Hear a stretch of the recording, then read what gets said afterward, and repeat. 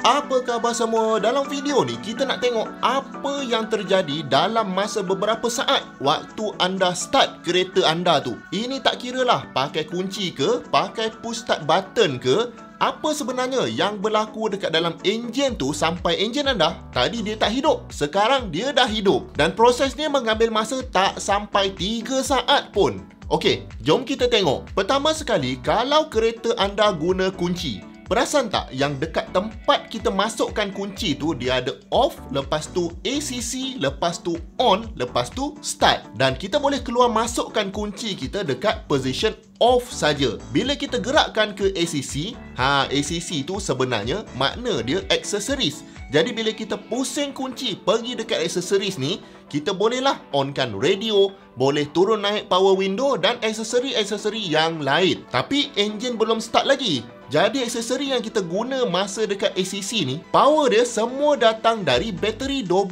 volt kita. Maknanya kalau kita biarkan dekat ACC lama sangat, lama-lama dia akan drain lah bateri kita tu. Okay, next position adalah on position. On ni boleh kata default position kunci kita bila kereta tengah bergerak. Masa kunci dekat position ni, enjin tu belum hidup lagi. Kita kena pulas kunci tu pergi dekat position start, barulah enjin akan start crank. Dan start position ni pula, dia bukanlah position yang kekal. Maknanya kunci tu pergi dekat start masa nak hidupkan enjin saja. Lepas beberapa saat enjin dah hidup, bila kita lepas kunci tu, dia akan return ke on position. Dan masa ni enjin tu dah hidup lah. Jadi apa yang berlaku masa kunci kita dekat position start tu adalah kita seolah-olah melengkapkan circuit untuk hidupkan starter motor. Kalau anda guna kereta yang ada push start button, benda yang sama juga berlaku. Kita lengkapkan circuit untuk hidupkan starter motor. Cuma kalau guna push start button ni, dia automatic stopkan starter motor tu bila enjin dah hidup. Kalau kita guna kunci pula, kita kena lepaskan kunci tu untuk offkan balik starter motor tu. Jadi apa fungsi starter motor ni? Starter motor ni kerja dia adalah untuk pusingkan flywheel enjin kita tu sampailah enjin tu boleh bergerak sendiri. Barulah dia berhenti bekerja. Maknanya starter motor ni untuk startkan enjin tu berpusing. Kenapa pula enjin tu tak boleh hidup kalau tak ada starter motor ni? Kan minyak tu ada je. Okey, untuk enjin ni hidup, dia kena bakar minyak tu.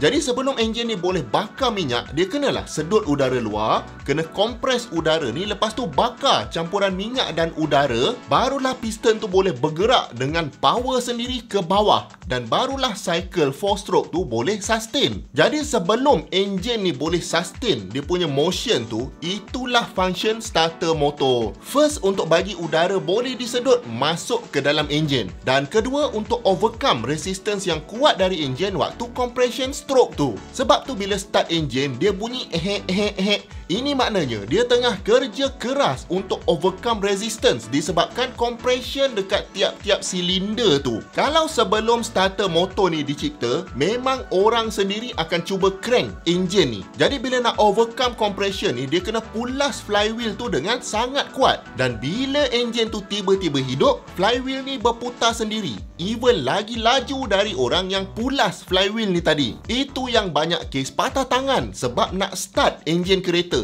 Ini cerita zaman dulu lah. Dan masalah yang sama juga berlaku bila kita dah start guna starter motor ni.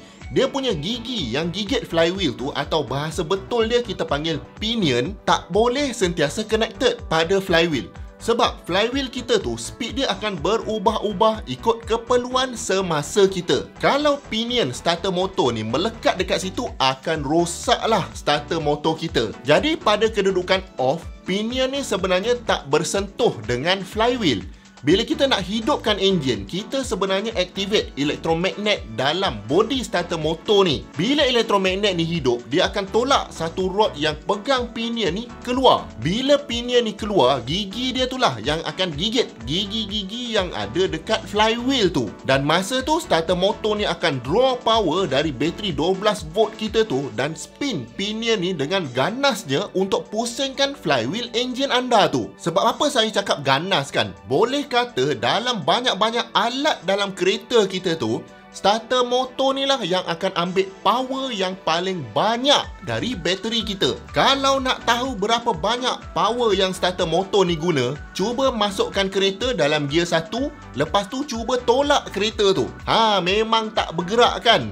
Inilah rintangan yang starter motor tu nak kena overcome sebelum hidup enjin kita tu. Sebab tu ada kereta kan, lepas start je, belt dia bunyi bising. Sebab masa ni anda punya alternator tengah bekerja keras untuk cas balik bateri yang dah weak tu, sebab starter motor dah ambil power dia tadi. Lepas 5 minit macam tu, barulah belt tu stop berbunyi. Sebab bateri dah fully charge dan alternator tak bagi load yang tinggi lagi pada belt. Okey, sekarang kalau enjin anda dah hidup pula, macam mana pinion tu nak disengage daripada flywheel? Kalau tak disengage, boleh rosak ni. Macam orang yang patah tangan tadi tu. Dia macam basikal lah. Kita boleh pedal untuk gerakkan tayar. Tapi bila kita dah tak kayuh, pedal tu pun stop berpusing. Maknanya tayar tu tak boleh gerakkan pedal. Hanya pedal boleh gerakkan tayar. Kalau tak, susah kita nak coasting.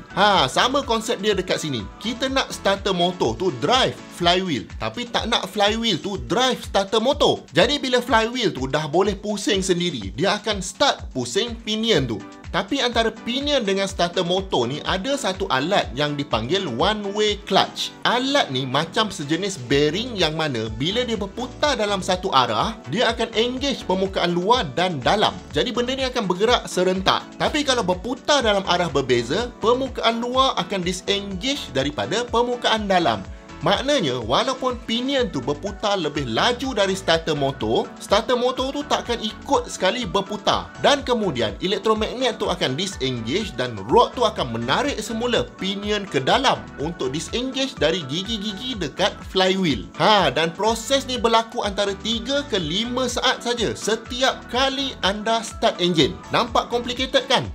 Dia memang complicated, tapi engineer dah buat supaya nampak benda ni macam simple je. Sampai sekarang orang take it for granted every time dia start kereta dia. Ada orang pula tak terfikir langsung dah benda-benda mechanical ni. Yang dia tahu time nak start mesti boleh start. Canggih kan? Lagi orang tak perasan pasal mekanisme ni, maknanya lagi baguslah engineer yang buat improvement pada sistem ni. Tapi kalau anda ni jenis macam saya, memang nak tahu secara detail apa yang berlaku dalam enjin, apa komponen-komponen yang ada, dan nak tahu semua sistem dalam enjin tu, saya ada sediakan lebih 50 video dan 5 jam konten untuk anda tahu segalanya tentang enjin. Dan anda boleh tengok dekat mana-mana saja dan pada bila-bila masa saja. Segala sistem dalam enjin tu, segala komponen enjin, contohnya macam ni ada ECU. Saya siap ajar lagi macam mana nak guna multimeter ni untuk check voltage dekat dalam kereta kita, dan banyak lagi komponen-komponen lain. Semuanya saya ambil daripada enjin sebenar. Enjin ni kita ambil dari enjin Honda Jazz untuk buat kursus ni. Jadi link untuk join saya letak dekat bawah, dan sekarang ni masih ada 60% diskaun. Jumpa lagi di video yang akan datang.